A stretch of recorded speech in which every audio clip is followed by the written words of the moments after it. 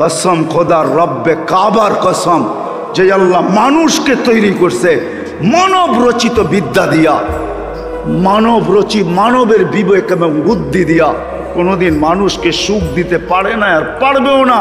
যদি পারত তাহলে উন্নত বিশ্বে পারত। উন্নত বিশ্ব অসুখের কারণে এতটুকু ভাঙ্গা পড়তো না।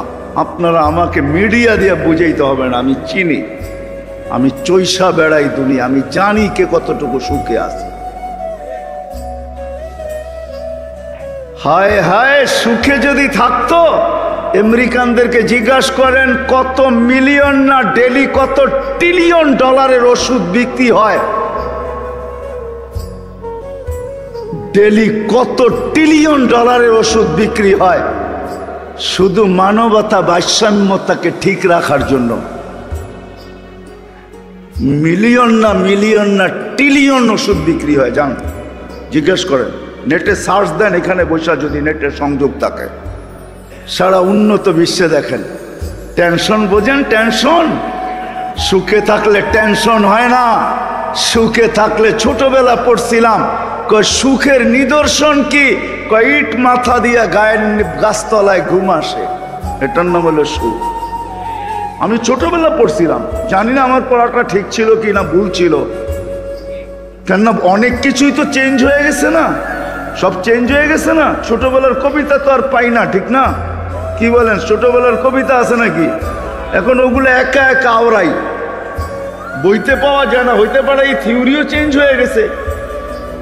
এই জন্যই ওমর রাদিয়াল্লাহু তাআলা আনহু বাবুল গাছের নিচে কবরস্থানে ঘুমাইতেছিল। রুমি সম্রাটের দূত এসা তালাশ করতে করতে ওইখানে পড়ছে। ঘুমন্ত ব্যক্তিটাকে দেখা ডরের চোটে মাটিতে এরকম পড়ছে, উনি ঘুমের থেকে সজাগ হয়ে গেছেন।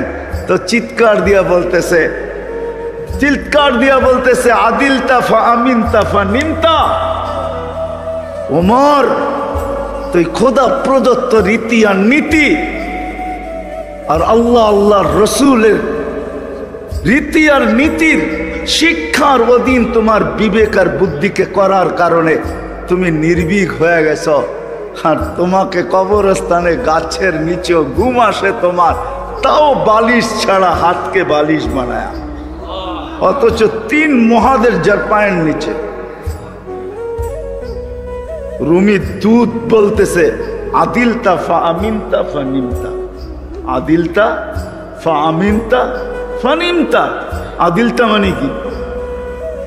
আল্লাহর রসুল প্রদত্ত বিদ্যা, বিবেক বুদ্ধিকে আল্লাহর রসুলের অনুগত্য ওমর করে ফেলছে, যার কারণে নির্ভীক। অথচ কয়েক হাজার না, 4,500 কিলোমিটার দূর রোম সম্রাট খালি কানের কাছে যে ওমর বললেই চলতো। ওমর, ইতিহাসের পাতা উঠে দেখেন কয়েকদিন পর্যন্ত পেশাব পায়খানা বন্ধ থাকতো পুরা। জিজ্ঞেস করেন, ইতিহাস উঠান, আপনি তারিখ উঠান, কয়েকদিন পর্যন্ত পেশাব পায়খানা শুধু বন্ধ থাকতো, কানের কাছে যে শুধু বললেই হতো ওমর, বাস এতটুকু। আর উনি গাছের নিচে ঘুমায়। আজকে আমরা যদি সুখ চাই, আমরা কিন্তু সবকিছু করতেছি সুখের জন্য। বললাম না, রাগ হয় না, বুঝানোর জন্য বললাম। আমার কথাগুলো ট্যাপও হইতেছে, এও বলবে যে সুখের জন্য, যাতে এরকম কোনো কথা না বলে যেটার দ্বারা উচ্ছৃঙ্খলা সৃষ্টি হয়। সমাজ সুখে থাকুক, শান্তিতে থাকুক, মিলা থাকুক, মিশা থাকুক, এটার জন্য ট্যাপ হইতেছে। আমরাও বলি সুখে থাকতে চাই। মানব রচিত বিদ্যা দিয়া কোনোদিন সুখে থাকা যাবে না। বিবেক বুদ্ধির পিছে চলা কোনোদিন সুখে থাকা যাবে না। হ্যাঁ, এতটুক সুখ হবে যে সর্বশেষ আমাকে আমার বাড়ির গ্যারেজে জীবন কাটায় যেতে হবে। আমি নাম বলবো না, মিডিয়া আছে, আমরা এগুলো খবর রাখি। আমার বাড়ির গ্যারেজে আমার সন্তান আমাকে রাখবে, আর ওইখান থেকে আমার লাশ উঠবে আর কবরে চলে যাবে। এতটুক হবে আমার সুখ। এটা সুখ? হ্যাঁ, কতগুলা মেসাল আপনাদেরকে দেখাবো। এটা সুখ? হ্যাঁ, হায় হায়, এটা সুখ না? সুখ তো এটাই, মা মারে ঘুমাস না কেন? আব্বা না আসতে ঘুমাবো না, আব্বাকে দেখা ঘুমাবো, এটা হলো সুখ। এটা হলো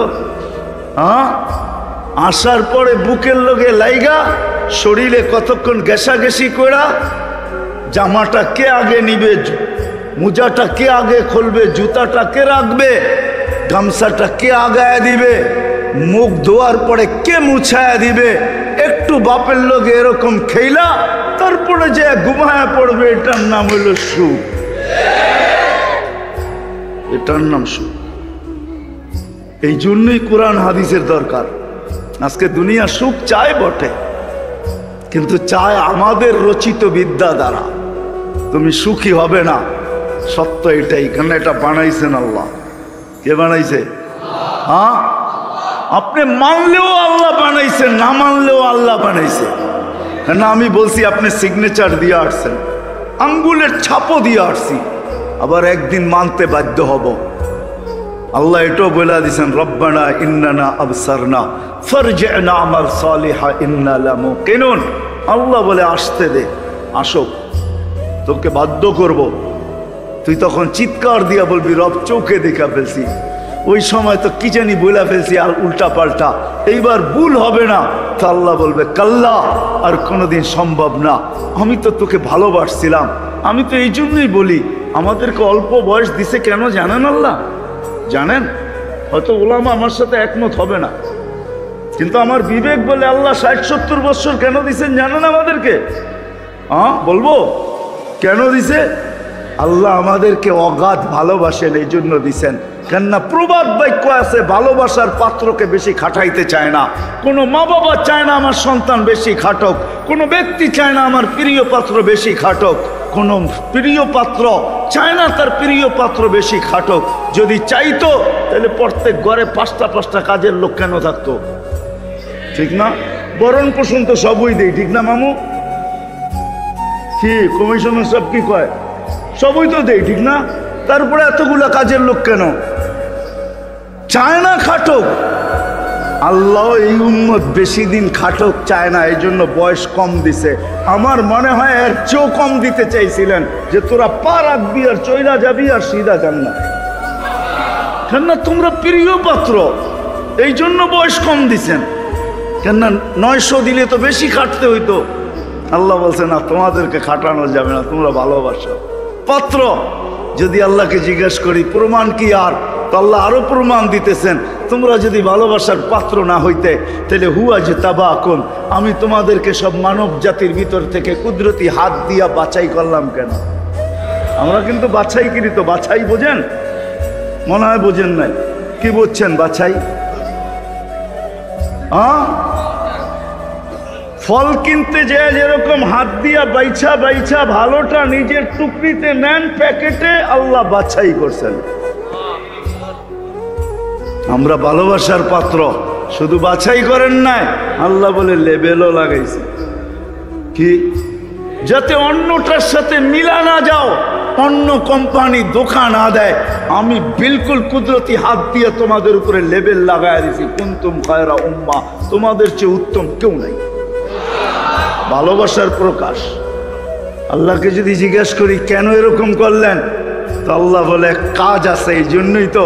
কেননা তোমাদেরকে প্রেরণ করব। আল্লাহ আমাদেরকে কেন প্রেরণ করবেন?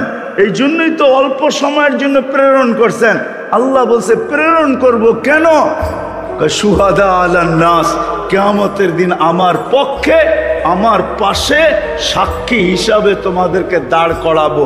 এই জন্য খালি মাটিতে পাও লাগায়া তোমাদেরকে উঠায় নিছে 60-70 বছর। আমার তো বিশ্বাস যাদেরকে 900 বছর বয়স দিচ্ছেন, ওরা 60-70 বছরে বালেগও হয় নাই মনে হয়, ঠিক না? বালেগ বুঝেন? প্রাপ্ত বয়স্ক হয় নাই যাদেরকে 900 বছর বয়স দিচ্ছেন। আবার আমাদেরকে 60-70 বছর দিছেন বটে, কিন্তু অর্ধেকের থেকে কলম উঠে আনিছেন। কলম বোঝেন? কিচ্ছু আমাদের বিরুদ্ধে লেখে না। যতক্ষণ পর্যন্ত প্রাপ্ত বয়স্ক না হয় ততক্ষণ পর্যন্ত কলম কিচ্ছু লেখে না। সবই হাত্তা ইয়াবলুগ রুফিয়াল কালাম। এইখানে তো 15 এমনি বাদ, আবার যতক্ষণ ঘুমানো থাকে ততক্ষণও কলম উঠানো থাকে, কিচ্ছু বিরুদ্ধে লেখে না। না এ মাত্রা ইস্তাইকির, তাইলে আপনাকে আমাকে কতটুকু সময় দিলেন? অল্প তো। কেন? আরে বলেন না কেন? ভালোবাসে, অগাধ ভালোবাসার পাত্র আমরা। আল্লাহ আমাদেরকে ভালোবাসে, বান্দা হিসাবেও ভালোবাসে, উম্মত হিসাবেও আমাদেরকে আল্লাহ ভালোবাসেন। দুই ভালোবাসা এক জায়গায় আইসা মিলা গেছে। হায়, যেরম দরিয়ায় নীল দুই দিক থেকে আইসা মিলা গেছে, একটা ব্লু আর একটা হোয়াইট, আমরাও দুই জায়গায় আইসা মিলা গেছি। একদিকে আল্লাহর আল্লাহ বান্দার কারণে আমাদের সাথে ভালোবাসা, আর একদিকে মুহাম্মদুর রাসূলুল্লাহ সাল্লাল্লাহু আলাইহি ওয়াসাল্লামের কারণে আমরা ভালোবাসি। বিদায় আসেন, আসেন, কোরআন হাদিস আমাদেরকে এটাই বুঝায়। কোরআন হাদিসও চায় আমরা সুখী হই। ৬০-৭০ বছর যতদিন থাকবো ততদিন যেন আমরা সুখে থাকি, সুখে শান্তিতে থাকি।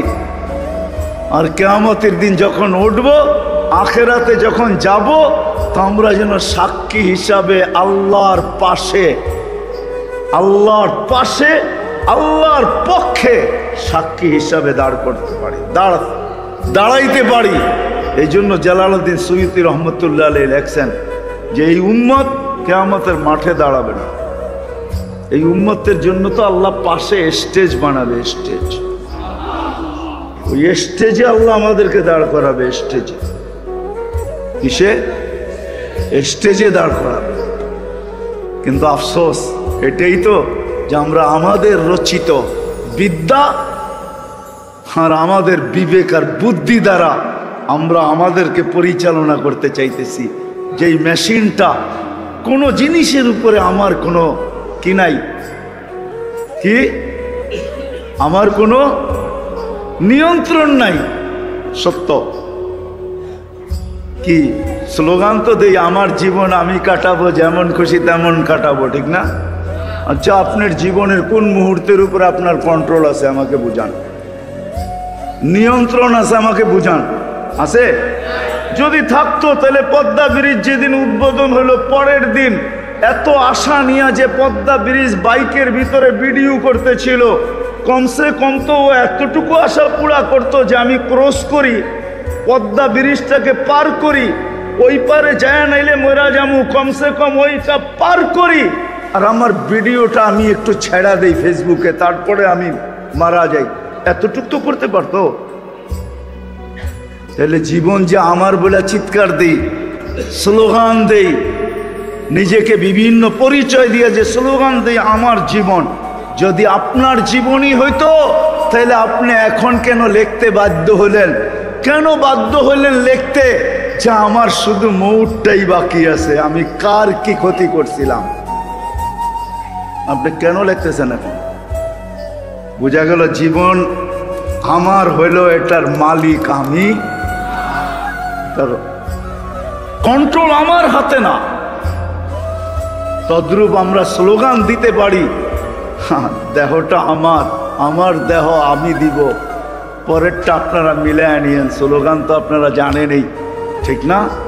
যদি দেহটা আমার হইতো তাহলে কোন অঙ্গের উপরে আমার কন্ট্রোল আছে বলেন?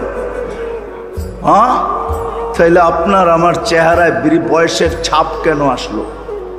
দাঁতগুলা কেন নড়ে? অঙ্গগুলা কেন দুর্বল হইলো? দাড়িগুলা কেন পাকলো? বোঝা গেল আমার বলা যেটা দাবি করি আমার দেহ, এটা শুধু একটা বুলি মাত্র। বুলি, বুলি বুঝেন? হ্যাঁ, এটা শুধুমাত্র একটা টক, একটা শব্দ, একটা বুলি, আর কিচ্ছু না। বাস্তবতার ভিতরে কিচ্ছু নাই। আপনি আমাকে প্রমাণ দিতে পারবেন না। কোরআন হাদিস লাখেন, লজিকলি প্রমাণ দেন যেটা আমার। হ্যাঁ, একটু আগে আমি বলছি আল্লাহ ইচ্ছা স্বাধীনতা দিছেন, সেই জন্য কিছু জিনিস করতে পারি। যদি না দিতেন তাহলে অক্সিজেন আল্লাহ, ডেলি সুস্থ রাখার জন্য ৩৬ বার কিডনি ডায়ালিসিস করবে আল্লাহ, শস্য উৎপাদন করবে আল্লাহ, ঋতু অনুযায়ী শস্য দিবে আপনার, ফুল ফল আল্লাহ দিবে আপনাকে। হ্যাঁ, খাইলেন কি আর কি হইয়া বাহির হইল, এটা করবে আল্লাহ। আর সমস্ত ফল ফুল শাক সবজির থেকে শরীরের প্রয়োজনীয় জিনিস বাইর করা কোনো মেশিন দিয়ে আলাদা করে দেখায় দেন তো আমাকে দেখি, কি মেশিন আসছে দুনিয়াতে? আলাদা করবে আল্লাহ। আর ডেলি 5 বার ডাকবে আল্লাহ, মাসে ডাকবে 300 বার, হ্যাঁ 150 বার ডাকবে ডেলি। আর বৎসরে ডাকবে কতবার? 1800 বার। আর আপনি চলবেন বাপ দেখায়, ঠিক না? বোঝেন নাই মনে হয়? হ্যাঁ হ্যাঁ, যারা নামাজ পড়ে এরা নামাজ পড়েও আবার বাপ দেখায়। নামাজ পড়েও কি বাপ দেখায় না? হ্যাঁ, কিছু বলতে গেলেও কয় কি জ্ঞান দিতে হইব না, আমরা বুঝি। কি কয়? কি কয়? জ্ঞান দিতে হবে না, আমরা জানি। আমরা কি কিছু পড়ালেখা করি নাই? রাগ হয়ে যাবেন, একটা জিনিস জিজ্ঞেস করব, এই মজমায় একজনও আছে কিনা আমার জানা নাই। আমরা সাধারণ মানুষ যারা নামাজ যারা 5 ওয়াক্ত পড়ি, আজ পর্যন্ত সূরা ফাতিহাকে কোনোদিন কোনো আলেমের কাছে যে সত্যায়িত করছেন যে আমার ফাতিহা সহি পড়ি কিনা ভুল পড়ি? এই পর্যন্ত ডাক্তারের কাছে তো যে বহুতবার যে পেশাব পায়খানা এমন কিছু নাই যে টেস্ট না করাইছেন। লাগবে না, তারপরও ডাক্তারকে বলেন দেখা লেখা দেন না, আপনার অসুবিধা কি, লেখা দেন, কমিশন তো আপনি পাইবেনই, আমার মনে খুঁতখুতটা দূর হয়ে যাক। ডাক্তার দেখা বলতেছে লাগবে না কিছু করার, এটা খাইলেই চলবে।